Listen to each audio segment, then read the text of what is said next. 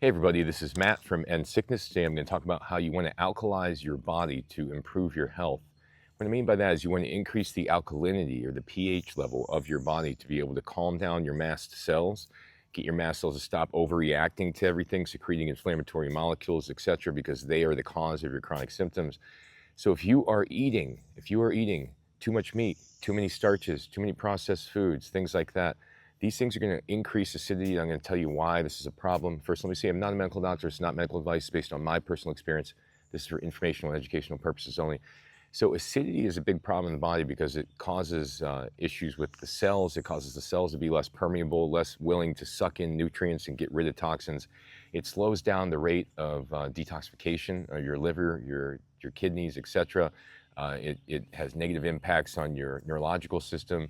And most importantly, it impacts your mast cells negatively because your mast cells are the ones that are causing all your inflammatory symptoms.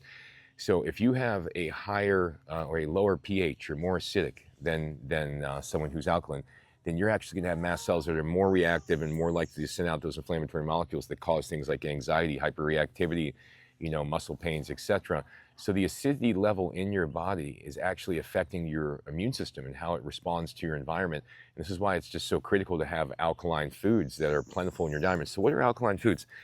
For example, vegetables, anything that's green is highly alkaline, and the best way to be able to increase the alkalinity in your diet is to be able to, first of all, remove meat, or cut it back dramatically, or cut back on the cheese, the eggs, the dairy, the meat, the things that produce acids like that, your vinegar, your salad dressings, even things like, the oranges, etc., things that have pure acidity to them, and focus more on the fruits that aren't as tart and that acidic, the vegetables that are mostly green, pretty much all the vegetables.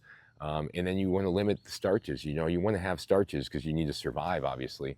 But you can't have a diet that's all beans and potatoes because that's going to be an acidic food group. So you want to have, mostly, your vegetables and then fruits. And then you want to have your potatoes and your rice and then your beans as needed, and then the animal fats can be in there as well, but the idea is that you want to have a mostly alkaline food base, what you're consuming. And then in addition to that, you could take supplements to increase your alkalinity, things like chlorella, things like spirulina. You could do fresh green juices. You could be able to do like a cucumber and carrot juice, or a collard green with cucumber, or you could do a green pepper with red pepper and cucumbers, something like that. These things all will increase alkalinity, and they'll also improve your cellular health, and that's pretty much the most important thing.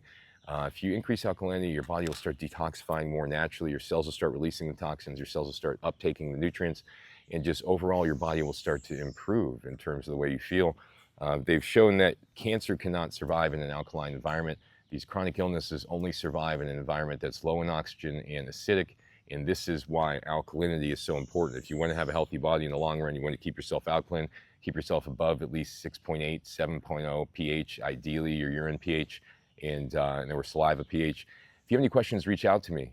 Alkaline living is the way to go. I mean, I'm not fully alkaline, I could say that. I'm still eating a good amount of starches. I still have some beans, etc. But the majority of what I'm eating are fruits and vegetables, which keeps my pH where it needs to be, keeps my mast cells calm. So thanks for watching, everybody. Go to my website, endsickness.org. I got hundreds of articles, hundreds of videos on there teaching you how to heal yourself. Take care.